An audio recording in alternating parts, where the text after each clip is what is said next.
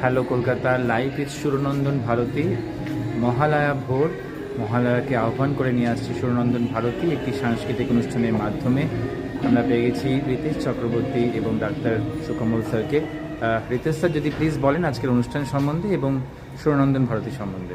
সুরনন্দন ভারতী একটি সর্বভারতীয় সঙ্গীত, নৃত্য, অঙ্কন, আবৃত্তি, পরীক্ষা গ্রহণ ও গবেষণা কেন্দ্র।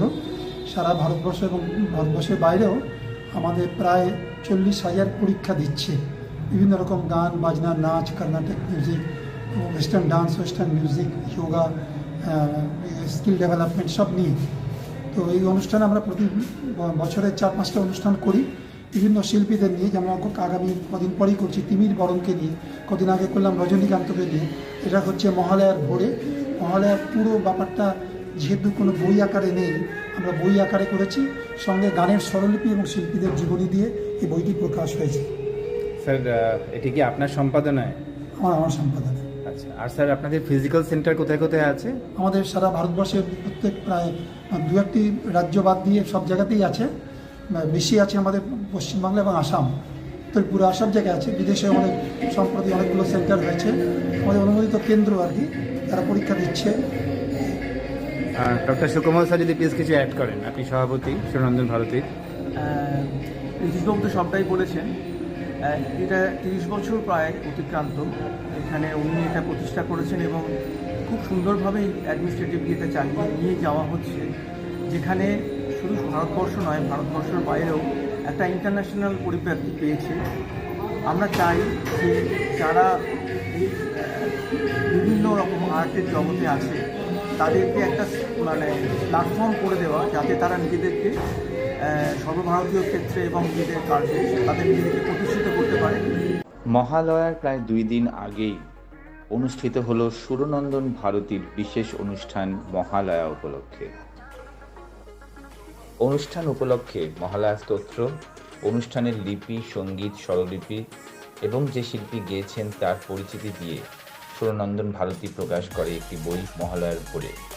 সম্পাদনা করেছেন শ্রী অনাদি মোশেল ও রিতেশ রঞ্জন চক্রবর্তী। সেই বইয়ের স্বরলিপি করেছেন ত্রিপুরার শিল্পী সুদীপ শেখর মিশ্র ও কলকাতার শিল্পী পার্থ সরকার। দেবাশিস চক্রবর্তীর উদাত্ত কণ্ঠের স্তোত্রপাঠ মুগ্ধ করে সকল শ্রোতাদের। সুরনন্দন ভারতীর ছাত্রছাত্রী এবং আরও বেশ কিছু সংগঠনের কৃতি ছাত্রছাত্রীদের পরিবেশনায় সকল দর্শক মুগ্ধ।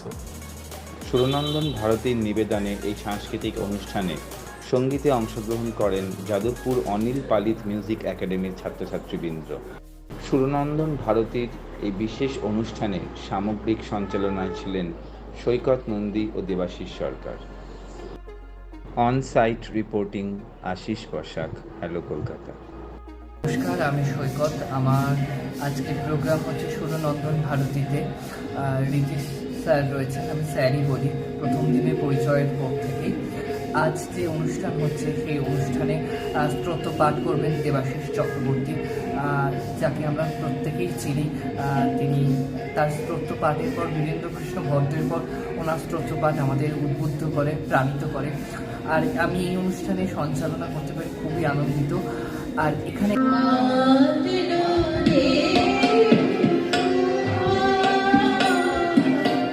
প্রাকৃত মূর্তি নেই, এই বিশ্বের প্রকাশ তার মূর্তি। নিত্যা হয়েও বসিল পীড়িত দেবতা রক্ষণে তার আবির্ভাব।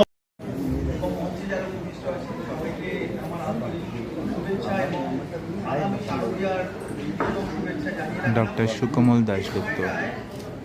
মহালয়ার ভোরে যে অনুষ্ঠানে চিন্তাভাবনা করা হয়েছিল, সেখানে আমরা দুদিন আগেই, মহালয়ার দুদিন আগেই এই অনুষ্ঠানটা করতে পারছি।